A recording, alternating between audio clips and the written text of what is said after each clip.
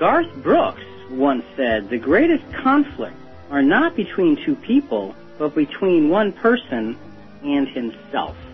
Good morning, everyone, and welcome back to Christian Questions Talk Radio with your breakfast with Jonathan and Rick. The objective of our program is to discuss with you, our listeners, thought-provoking and meaningful topics based on the Bible. This is a call-in format. We happen to be caller-friendly, and we look forward to hearing from you. And Jonathan, what are we talking about? Our question, Rick, this morning is, do you recognize his voice? And our theme text is found in John chapter 10, verse 1. Very truly, I tell you, anyone who does not enter the sheepfold by the gate, but climbs in by another way, is a thief and a bandit. And, Jonathan, we spent some time laying out the groundwork of the chapter before John 10 to figure out why Jesus spoke this parable. But actually, before I get into all of this, why don't you take care of the housekeeping matters? Sure. We want to remind our listeners to check us out on the web at christianquestions.net.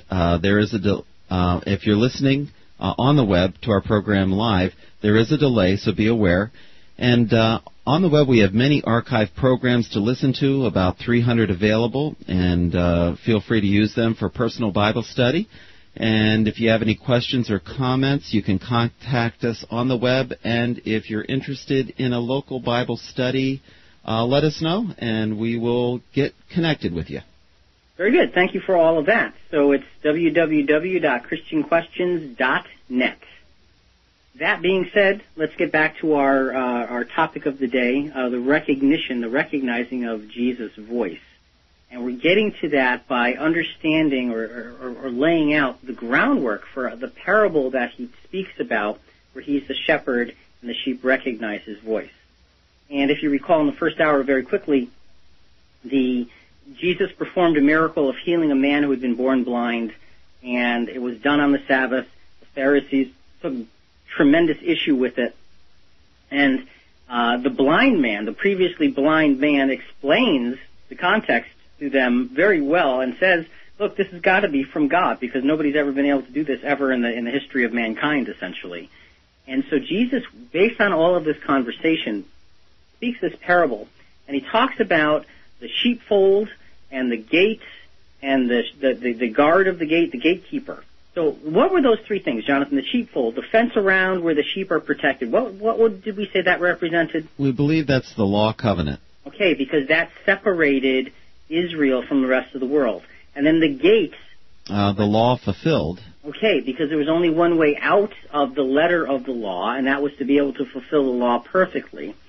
And then we were talking at the end of the first hour about the gatekeeper, and what was the suggestion on that? It was the prophets, especially John the Baptist. Right, because he sort of personified the work of the prophets in bringing Israel to God through the fulfilling of the law and bringing them to the Messiah in the case of John the Baptist specifically.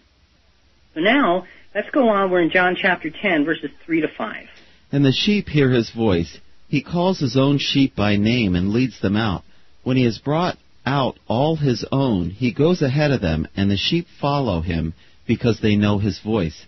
They will not follow a stranger, but they will run from him because they do not know the voice of a stranger. And Jonathan, that's a fascinating thought right there. The idea that the sheep won't follow a stranger because they don't know their voice. And again, let's just read a couple of lines from Barnes' commentary on that. He calleth his own sheep by name. It was customary, and is still, we are told by travelers from shepherds, to give particular names to their sheep, by which they soon learn to regard the voice of the shepherd. So that has a literal fulfillment in reality. So yes, it does. Yeah. Whoa. Oh, boy, that'll wake you up. Time to get up, Rick. Yeah, I'm up. I don't know where that comes from. But that's a very important piece of lesson here. And it has its base in actual reality. In those days, shepherds named their sheep, and the sheep would respond to the voice of the shepherd. Only. Isn't that amazing? It is. And again, that's another very appropriate reason why Jesus would have used this physical situation of a sheep and the shepherd to explain his relationship to his people, because it fits so well. Mm-hmm.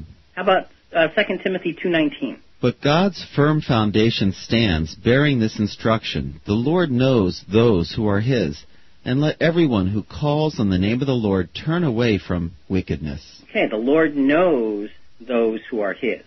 They know his voice. He knows them, and they know him. And in John chapter 10, he says he calls the sheep by name and he leads them out.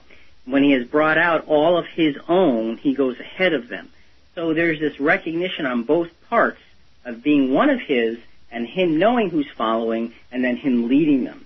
Matthew 16:24 and 25. Then Jesus told his disciples, if any want to become my followers, let them deny themselves and take up their cross and follow me. For those who want to save their life will lose it, and those who lose their life for my sake will find it. So we have this tremendous relationship, and I think that, Jonathan, in this particular parable, we really are talking about Jesus leading out those of Jewish descent who would be willing to follow him. Yes. Okay? And we know that because, again, by the work of John the Baptist, he was saying, do works worthy of repentance. I'm getting you to he was preparing the people for the acceptance of Jesus. He was preparing them by telling them, you've got to realize that you're sinners. Mm-hmm. So you have to have a repentant attitude so that when Jesus comes, you can follow him to greener pastures, literally. Mm-hmm. All right, folks, if you have a thought, it's 860-442-9956, 442-WXLM. We'd love to hear from you on, do you recognize his voice? Why don't we read John chapter 10, verse 6. Okay. Jesus used this figure of speech